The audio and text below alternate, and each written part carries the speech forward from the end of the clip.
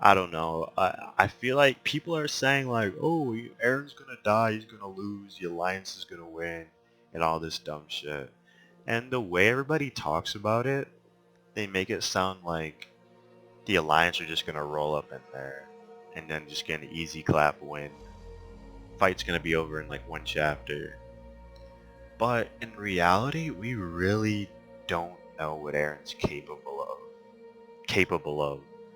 Um, in Yeah, because so far reference, we've only seen him go like walking and stuff, but we haven't really, you know, seen him in his Titan form fight. agreed.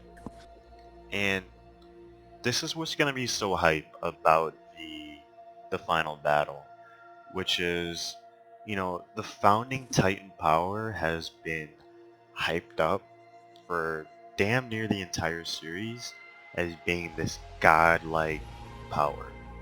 Not even godlike, like people have literally called this power God, right? However, we've never seen this power used in combat yet.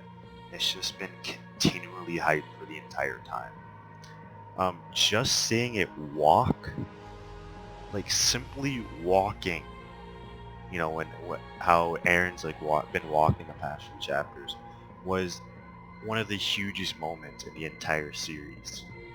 Now we're building up to it about to fight, like in combat. We're gonna see this basically this deity actually in combat.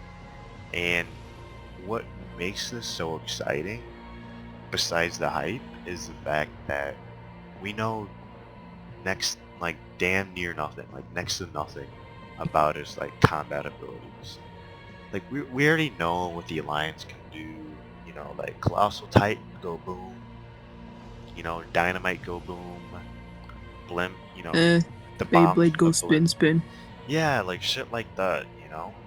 However, with Aaron, we just don't know, right? Everything's shrouded in mystery, and that's what makes it so exciting.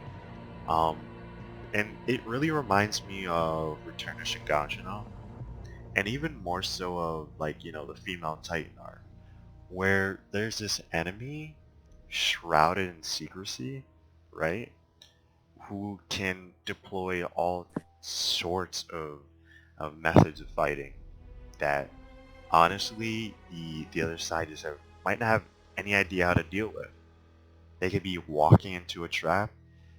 I don't know. It reminds me a lot of like back in like season 2, episode like 3 or 4, when they're on horseback walking in the dark, right? And they're shitting their pants because like at any second they could walk across like a titan. It would just be on top of them, and they wouldn't know it's there until it's literally like in their fucking face. Um, that's the same vibe I'm getting in this, where it's like, okay, they need to get close to Aaron to really fight him. However, they don't know what he's capable of, and he could deploy all sorts of fuckery. But they're not gonna know what he's doing until he's basically already done it, you know? And just the thought of that is really frightening for the Alliance here. Because they honestly just have no fucking clue what's about to jump off. So, I'm not sure if you heard me talk about this, but there's something that Isayama is building up towards, right? I mean, do you want to know what that something is? What is it? Alright, so, and let me contextualize it first, right? So what happens when a Titan Shifter dies? It just passes on to a random baby. I see where you're going with this. Right, so has a Titan Shifter died without getting their power passed on? Mm, no, none that we know of. No. Exactly, right? Which makes me think Isayama is saving it up. And like Norse mythology, Ragnarok's final battle of the gods. we're seeing that kind of mirrored here, and like, oh, we're at the final battle of the Titans. I don't really care too much about that. However, however, back in like chapter 119 or 118, I think it was 119, when Aaron, Reiner, and Porco were all touching, right? That's about Yeah. 1, 2, 3, 4, 5. When 5 Titan spirits were together, it did some weird path shit. They unlocked this long distance memory from the previous Jaw Titan. Now, what do you think's gonna happen if all 9 Titans touched? The ultimate memory will be unlocked. Yeah, I mean, possibly, right? We might get some more Amir shit. If they were to touch, right?